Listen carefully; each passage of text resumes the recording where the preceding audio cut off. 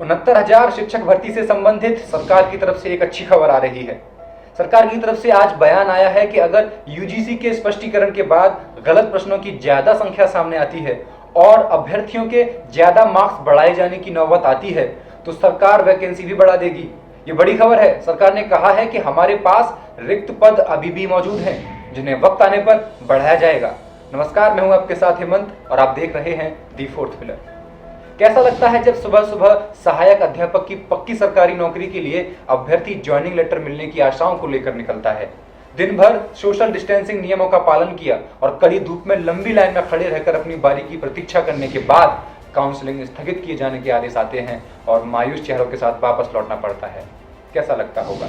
जब हम बात करते हैं मायूस चेहरों की तो हम उन किसान और मजदूरों की संतानों की, या आप कह सकते हैं कि आर्थिक रूप से कमजोर उन उम्मीदवारों की भी बात करते हैं जिनका काउंसलिंग लिस्ट में नाम ही नहीं है। और इसका कारण है, अगर उसके पास 6 से 7 लाख रुपए घूस देने के लिए होते तो उम्मीद होती कि ज्वाइनिंग लेटर हाथ में आ जाता। मगर कोई दूसरा जो यूपी टेट और सुपर टेट जैसी परीक्षाओं को भी पास करने के लिए घूस देकर किसी काबिल उम्मीदवार का हक छीन रहा है, उससे आप उम्मीद कर सकते हैं कि वो गांव-गांव जाकर बच्चों को अच्छी शिक्षा तो छोड़िए, बिना मिलावट का मिड डे मील भी उपलब्ध करा सकेगा।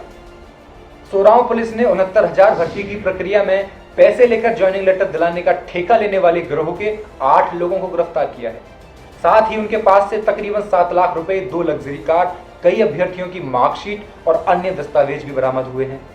इस गिरोह में एक बड़ा नाम KL पटेल का भी है। आपको बता दें कि इनका नाम व्यापम घोटाले में भी आ चुका है।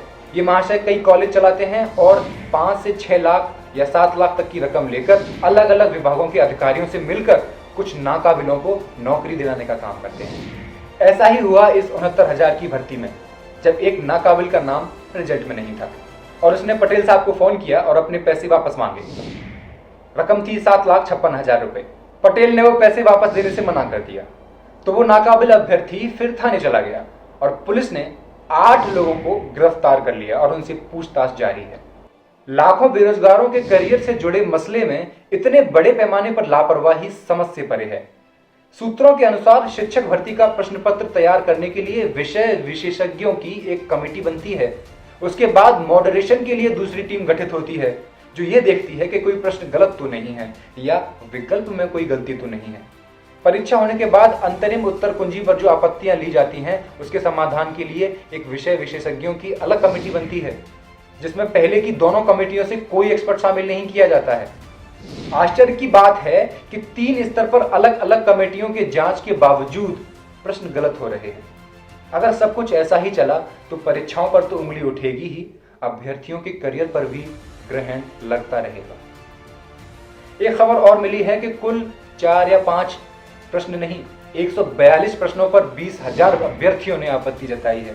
सोचिए, 150 में से 142 प्रश्नों पर आपत्ति। अब यूजीसी इन प्रश्नों की समीक्षा करेगी और स्पष्टीकरण देगी। अगर ज्यादा संख्या में प्रश्न गलत सामने आए तो पूरी परीक्षा भी निरस्त की जा सकती है। वहीं काउंसलिंग निरस्त होने के बाद अब MRC और ओवरलैपिंग का मुद्दा सोशल मीडिया पर गर्मा रहा है। तो देखिए, जब तक लिस्ट पूरी सामने नहीं आ जाती कुछ भी दावे के साथ कहना मुश्किल है। ये बाद में ही पता चल सकता है कि कितने OBC और SC/ST के अभ्यर्थियों को लिया गया है और कितने सामान्य वर्ग में लिया गया है। सिर्फ चयन सूची से ओवरलैपिंग का पता नहीं लगाया जा सकता। इसके बारे में कल बात करते हैं अगली वीडियो में। तब तक स्वस्थ रहिए, व्यस्त रहिए और देखते रहिए दी फोर्थ पिलर। नमस्कार।